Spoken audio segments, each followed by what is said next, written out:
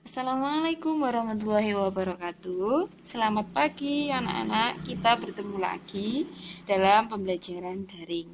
Semoga para siswa sekalian dalam keadaan sehat tak kurang suatu apapun. Pada video ini kita akan melanjutkan materi PPKN kelas 8 bab 3 yang akan membahas memaknai peraturan perundang-undangan dengan subbab A dan B. Makna tata urutan peraturan perundang-undangan di Indonesia dan proses penyusunan peraturan perundang-undangan. Langsung saja kita ke materi yang pertama. Mengenai peraturan perundang-undangan nasional.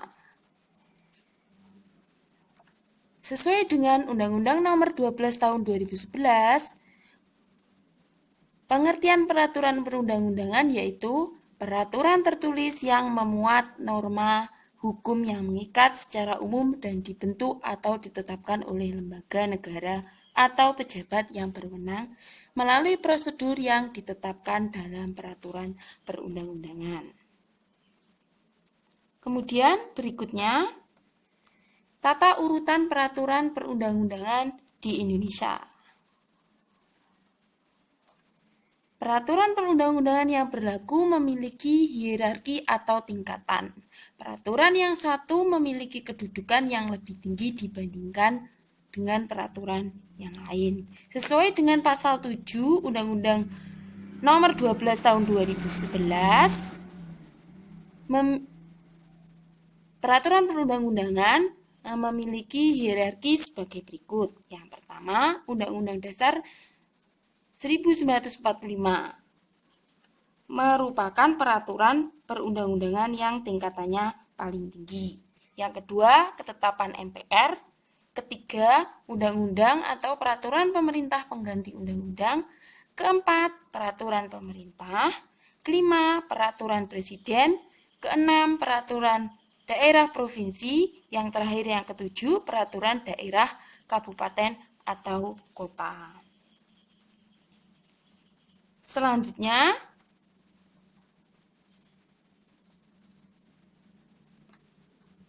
proses penyusunan peraturan perundang-undangan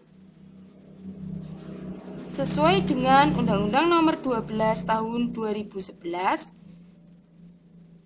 Kita akan membahas yang pertama, yaitu Undang-Undang Dasar Negara Republik Indonesia tahun 1945, yaitu sebagai hukum dasar merupakan sumber hukum bagi peraturan perundang-undangan dan merupakan hukum tertinggi dalam tata urutan peraturan perundang-undangan di Indonesia.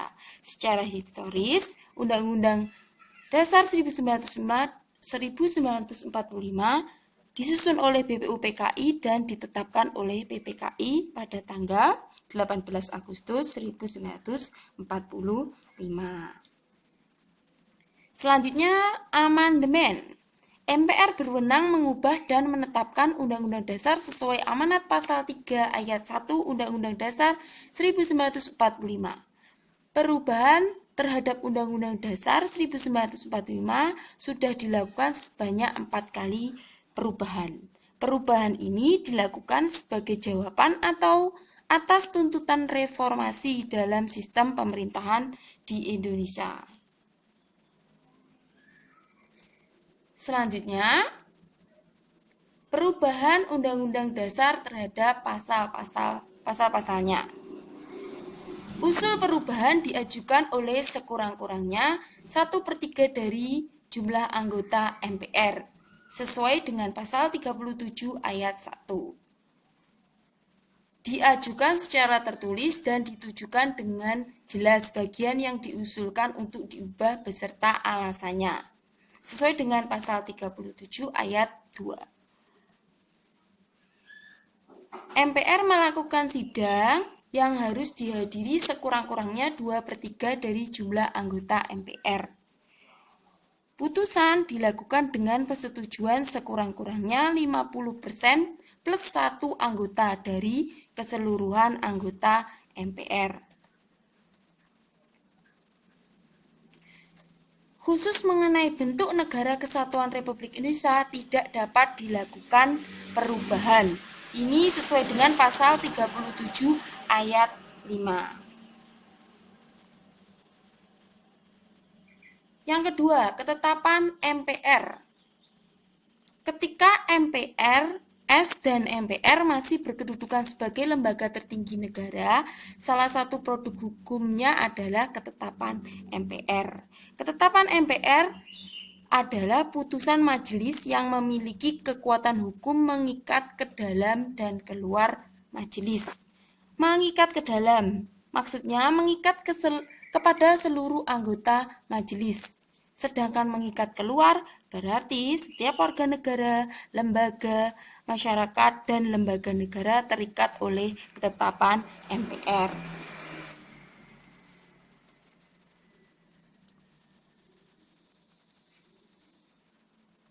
Yang ketiga, undang-undang atau peraturan pemerintah pengganti undang-undang. Yang pertama kita bahas undang-undang. Undang-undang adalah peraturan perundang-undangan yang dibentuk oleh DPR dengan persetujuan bersama Presiden. Peraturan pemerintah pengganti undang-undang adalah peraturan yang ditetapkan oleh Presiden dalam hal ihwal kegentingan yang memaksa. Undang-undang dan Perpu memiliki kedudukan yang sederajat. DPR merupakan lembaga negara yang memegang kekuasaan membentuk undang-undang berdasarkan pasal 20 ayat 1 Undang-Undang Dasar 1945. Namun, kekuasaannya ini harus dengan persetujuan Presiden. Selanjutnya, proses pembuatan undang-undang. Suatu rancangan undang-undang dapat diusulkan oleh DPR atau Presiden.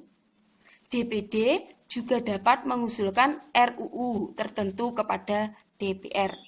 Proses pembuatan undang-undang apabila rancangan diusulkan oleh DPR. Yang pertama, DPR mengajukan RUU secara tertulis kepada Presiden. Selanjutnya, Presiden menugasi menteri terkait untuk membahas RUU bersama DPR. Apabila disetujui bersama oleh DPR dan Presiden, selanjutnya RUU disahkan oleh Presiden menjadi undang-undang.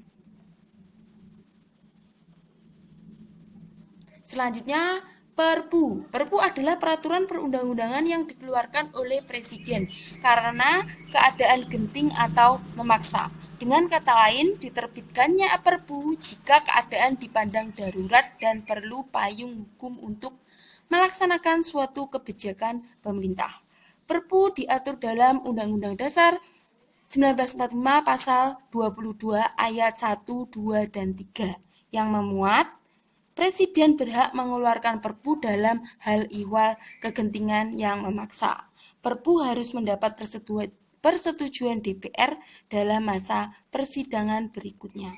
Apabila Perpu tidak mendapatkan persetujuan DPR, maka Perpu harus dicabut. Apabila Perpu mendapat persetujuan DPR, Perpu ditetapkan menjadi undang-undang. Contoh Perpu yang dijadikan undang-undang yaitu Perpu nomor 1 tahun 1999 tentang pengadilan hak asasi manusia. Perpu tersebut kemudian ditetapkan menjadi Undang-Undang nomor 26 tahun 2000 tentang pengadilan hak asasi manusia.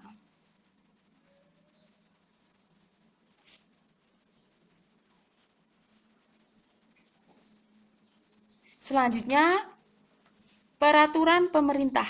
Peraturan perundang-undangan yang ditetapkan oleh Presiden untuk melaksanakan undang-undang sebagaimana mestinya. Hal ini sesuai dengan Undang-Undang 1945, sesuai dengan Undang-Undang Dasar 1945 Pasal 5 Ayat 2. PP ditetapkan oleh Presiden sebagai pelaksana kepala pemerintahan. Contoh dari PP, yaitu PP nomor 32 tahun 2013 tentang perubahan atas PP nomor 19 tahun 2005 tentang standar nasional pendidikan untuk melaksanakan Undang-Undang nomor 20 tahun 2003 tentang sistem pendidikan nasional. Tahap penyusunan peraturan pemerintah, yaitu yang pertama tahap perencanaan rancangan PP disiapkan oleh kementerian atau lembaga pemerintah bukan kementerian sesuai dengan bidang tugasnya. Selanjutnya, tahap penyusunan rancangan PP dengan membentuk panitia antar kementerian atau lembaga pemerintah bukan kementerian sesuai dengan bidang tugasnya. Selanjutnya, tahap penetapan dan pengundangan PP ditetapkan oleh Presiden sesuai dengan pasal 5 ayat 2 Undang-Undang Dasar 1945. Kemudian diundangkan oleh Sekretaris Negara. Selanjutnya, Peraturan Presiden. Peraturan perundang-undangan yang ditetapkan oleh Presiden untuk menjalankan perintah peraturan perundang-undangan yang lebih tinggi atau dalam penyelenggaraan kekuasaan pemerintah. Proses penyusunan peraturan Presiden ditegaskan dalam pasal 55 Undang-Undang Nomor 12 tahun 2011. Yang pertama, pembentukan panitia antar kementerian dan atau lembaga pemerintah non-kementerian oleh pengusul. Selanjutnya, pengharmonisan, pembulatan, dan pemantapan konsepsi rancangan Perpres dikoordinasikan oleh menteri yang menyelenggarakan urusan pemerintah di bidang hukum. Selanjutnya, pengesahan dan penetapan oleh Presiden. Selanjutnya, yang keenam, Perda Provinsi, yaitu peraturan perundang-undangan yang dibentuk oleh DPRD Provinsi dengan persetujuan bersama Gubernur.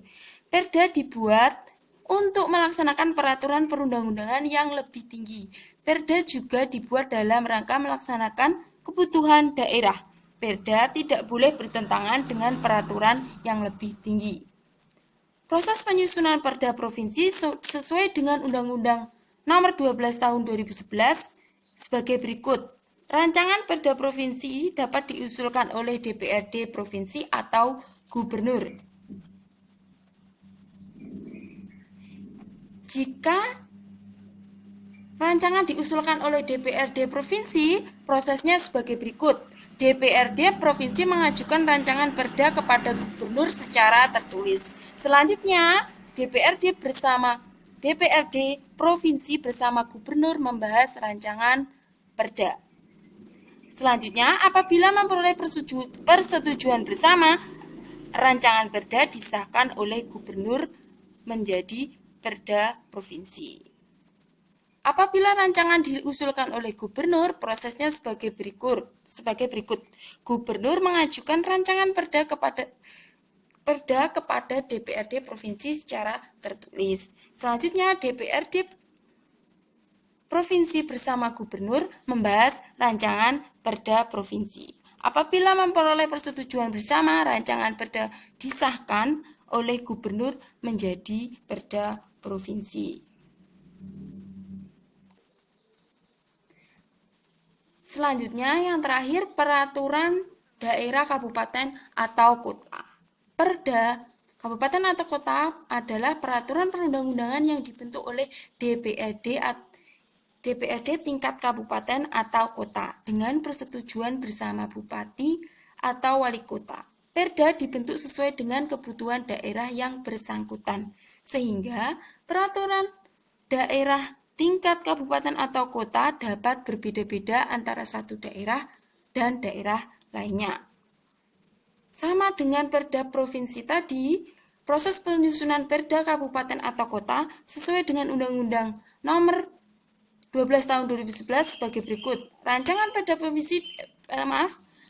perda kabupaten atau kota diusulkan oleh DPRD kabupaten atau kota. Caranya sama dengan perda provinsi tadi, hanya berbeda pada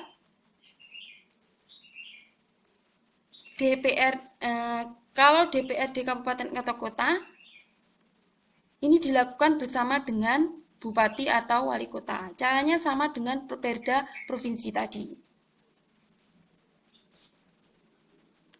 Sekian video hari ini. Semoga dapat dipahami.